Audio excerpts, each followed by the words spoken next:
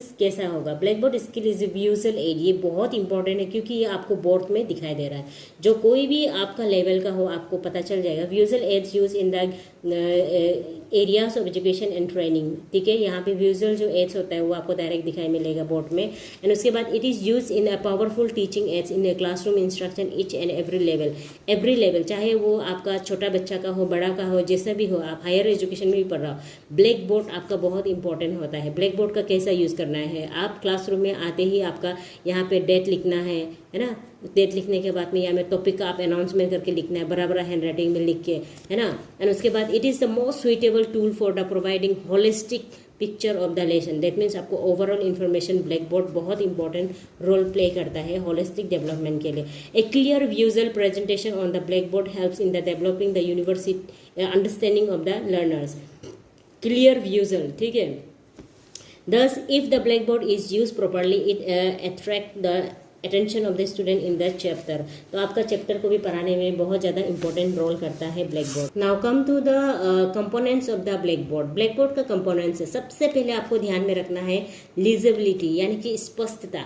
आप जो लिख रहा है, जैसे कि आप ब्लैक बोर्ड में जो भी आप लिख रहा है, दैट मीन्स आपका जो टॉपिक होगा, जैसे कि आप नाउन पर आ रहा है, नाउन आपका क्या होना है, बड़ा वर्ड में होना है, और बाकी जो पॉइंट होगा उसको आप यहाँ में छोटा छोटा से लिखना है, और यहाँ पे डेड होना है। और आप जब ब्लैक बोर्ड पहुँचता है, जब आप उसको रफ करता है, तो आपका कैसा होना चाहिए बॉडी गेस्चर। आप जब लिख रहा है तो आप लिखने का साथ साथ प्रोनाउंस भी करना है, NOUNT, मतलब क्या है, नाउन है ये। अगर आप ऐसा नहीं करते हैं तो क्या होगा, स्टूडेंट्स को समझ में नहीं आएगा, राइट। तो आपका क्या कहता है, लीजिबिलिटी होना है, स्पष्टता होना है, क्लियर होना है। करेक्टनेस, दैट मीन्स आप ब्लैक बोर्ड में अगर आप गड़बड़ लिखता है तो स्टूडेंट को टेंशन लग जाता है कि क्या करेगा क्या नहीं करेगा, तो इसलिए हमेशा करेक्टनेस होना है। साइज एंड एनलाइटमेंट, अभी जैसा मैंने बताया, ये साइज जो हमेशा जो टॉपिक है वो बड़ा होना है, बाकी जो छोटा छोटा होना है, ये साइज और एनलाइटमेंट का ऊपर में भी डिपेंड करता है।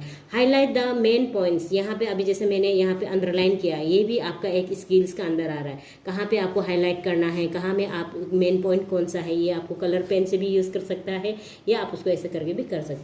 यूटिलाइजेशन ऑफ स्पेस, स्पेस कितना होना है, ऐसा नहीं कि आप सब कुछ A B ऐसे लिख दिया, नहीं, आपका यहाँ पे डिफरेंस स्पेस होना है, क्योंकि स्टूडेंट्स को देखने के लिए आप लिख रहे हैं ना। एंड उसके बाद में यूटिलाइजेशन ऑफ स्पेस का बाद में position of the teacher. Yes, अभी मैंने बोला जैसे कि ब्लैक बोर्ड का बीचों बीच लिखने से नहीं होगा, सो टीचर का कहाँ पे खड़ा करना है, कैसा लिखना है, लिखते लिखते क्या क्या प्रोनाउंस करना है, वो सब आ जाता है, ठीक है। And contact with the students, students को फिर मुड़ के पूछना है कि अभी हमने जो लिखा है वो क्या सही है, क्या आपको देख पा रहा है, ये सब आपको कंटेक्ट करना है, स्टूडेंट्स को पूछना है।